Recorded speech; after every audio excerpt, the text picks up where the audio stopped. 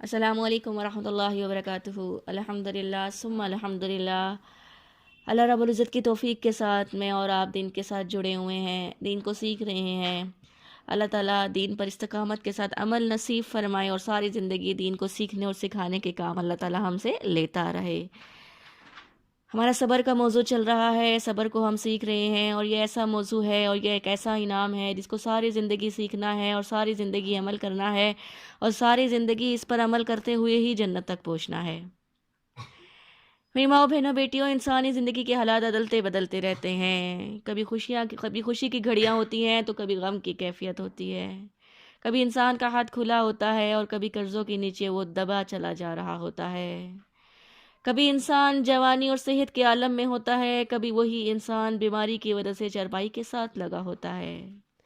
یہ زندگی یہ گزرتی زندگی غم اور خوشی کے درمیان گزرتی ہی چلی جاتی ہے۔ انسان تو سمجھتا ہے کہ وقت گزر رہا ہے، مگر موت کے وقت پتہ چلتا ہے کہ وقت کیا گزرنا تھا، میں ہی اس دنیا سے گزر گیا۔ سب کے لیے ایک ہی کام ہے بس، کہ یہیں پر جینا ہے اور ہم سب کو یہیں پر مرنا ہے، یعنی عمل کرنے ہیں اور حساب دینا ہے۔ رہ گئی خوشی اور غم کی بات، تو یہ تو زندگی کی ترتیب ہے۔ دن اور رات کا بدلنا، موسم گرما سرما کا بدلنا، پتوں کا گرنا اور نیا لگنا، یہ ترتیب ہے۔ اسی طرح زندگی کے حالات کا تغیر بھی انسان کے ساتھ پیش آتا رہتا ہے۔ شیطان ان دونوں حالات میں انسان کو ورگلانے کی کوشش کرتا ہے۔ خوشی ہوتی ہے، مال ہوتا ہے، پیسہ ہوتا ہے، جوانی ہوتی ہے تو غفلت میں ڈال دیتا ہے، اور غم کے حالات ہوتے ہیں تو نا امید بنا دیتا ہے، بالکل نا امید بنا دیتا ہے۔ غفلت میں پڑنے والا بھی راستے سے ہٹ گیا اور نا امید ہونے والا بھی راستے سے ہٹ گیا۔ مومن بندہ کون سا ہوتا ہے؟ جو ان دونوں حالات کے اندر، خوشی کی گھڑیاں ہو یا غم کی کیفیت ہو، انسان کا ہاتھ کھلا ہو یا قرضوں میں دبا ہو، جوانی صحت کا عالم ہو یا بیماری کی وجہ سے لیٹا ہو، ہر حال کے اندر رضا کا اظہار کرنا اور صبر کے ساتھ رہنا، یہ مومن بندے کی خاصیت ہوتی ہے۔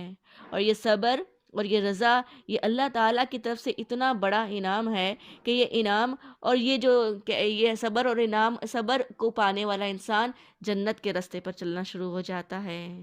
صبر کے فضائل، صبر کی برکات، صبر کی اہمیت ساری زندگی بھی سناتے جائیں تو اس کی برکات فضیلت مکمل نہیں ہو سکتی ہیں۔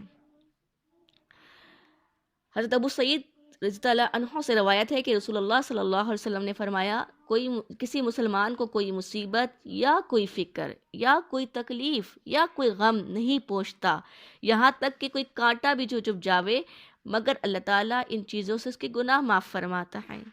ایک موقع پر آپ صلی اللہ علیہ وسلم نے صحابہ رضی اللہ عنہم سے پوچھا کہ تمہارے ایمان کی کیا علامت ہے؟ صحابہ رضی اللہ عنہم نے کہا، ہم فراغی میں شکر کرتے ہیں، مطلب جب کھلا ہوتا ہے، جب وسعت ہوتی ہے، ہم اللہ رب العزت کا شکر کرتے ہیں، اور جب کوئی مصیبت پریشانی مطلب ابتلا میں ہوتے ہیں تو ہم صبر کرتے ہیں اور اللہ تعالیٰ کی طرف سے ہر قضا پر راضی رہتے ہیں۔ حضرت اکرم صلی اللہ علیہ وسلم نے فرمایا، رب کعبہ کی قسم، تم واقعی مومن ہو۔ اللہ اکبر کبیرہ، مطلب اللہ تعالیٰ کی طرف سے ابتلا، دکھ، پریشانی، مصیبت، ناگوار حالات کے اندر صبر کرنا، اللہ کی رضا سمجھنا، جو کچھ ہو جائے، قضا وقت مطلب جو کچھ ہو جائے اس پر راضی رہنا، یہ ایک مومن کی پہچان ہے۔ حضور اکرم صلی اللہ علیہ وسلم نے فرمایا، صبر میں خیر کثیر ہے، چاہے صبر کرنا تمہیں ناپسند ہو، مطلب جس نے صبر کیا اس نے خیر کثیر کو پایا۔ صبر ہی کے اندر انعام ہے، صبر ہی کے ساتھ اللہ کی مدد آتی ہے، صبر ہی انسان کو جنت میں لے کے جاتا ہے، صبر ہی انسان کے درجات کو بلند کرتا ہے۔ وہ بیماری پر ہو، وہ دکھ پر ہو، وہ پریشانی پر ہو، وہی انسان کو بلند کرتا ہے۔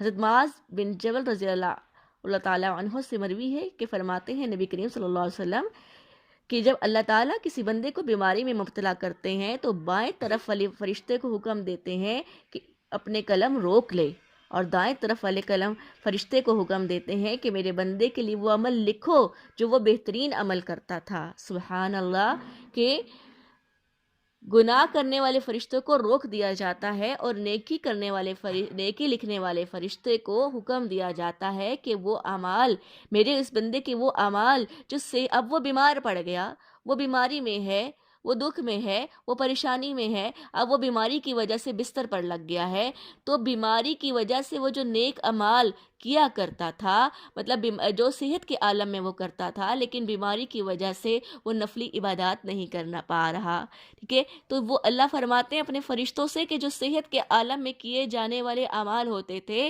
اب وہ بیماری کی وجہ سے نہیں کر رہا، تو بیماری کے اندر بھی اس اعمال کا ثواب لکھو۔ ابھی تو اس بندے نے کیے ہی نہیں ہے، اب تو وہ بستر پہ لگا ہوا ہے، لیکن فرشتے، دائیں طرف والے فرشتے کا نیکی کا قلم مسلسل چلتا رہتا ہے۔ سبحان اللہ، اللہ اتنے کریم بادشاہ، اللہ اتنے رحیم بادشاہ، اللہ اللہ اللہ ہی اللہ ہیں بس۔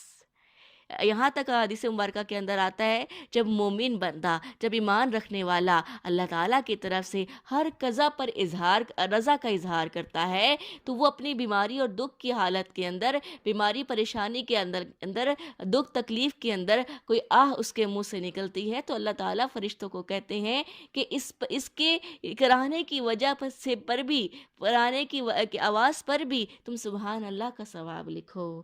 اللہ اکبر کبیرہ، اللہ اکبر کبیرہ۔ وہ اللہ بادشاہ جو ہماری ہی دکھ پریشانی کی آ رہی ہے ہم پر، لیکن اللہ اس صبر کی وجہ سے انسان کو کتنے درجات دے رہے ہیں، کتنے ثواب میں بلندی آ رہی ہے۔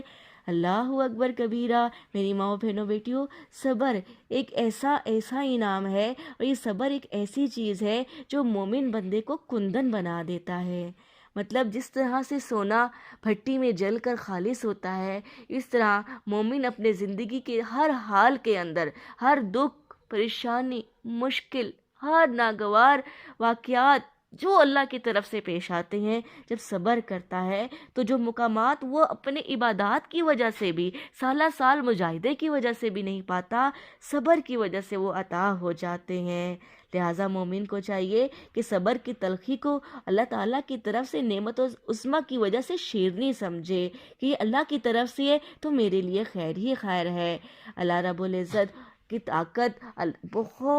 طاقت کے کیا کہنے، اور اللہ تعالیٰ اس اپنے انعام جو ہیں وہ صبر والوں کو دیتے ہیں، اور ان اللہ مع الصابرین، اللہ تعالیٰ صبر کرنے والوں کے ساتھ ہوتے ہیں۔